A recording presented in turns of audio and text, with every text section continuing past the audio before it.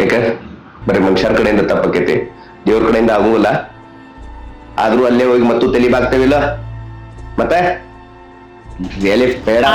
ದೇವ್ರಲ್ಲ. Yes I am God. ಸಾವಿನ ಬಾಯಿಗಿರೋ ಒಬ್ರಲ್ಲ ಇಬ್ರಲ್ಲ ಲಕ್ಷಾಂತರ ಮಂದಿನ ಕಾಪಾಡ್ಕೊಂಡು ನಾನ್ ಕರ್ಕೊಂಡ್ ಬಂದೇನಿ.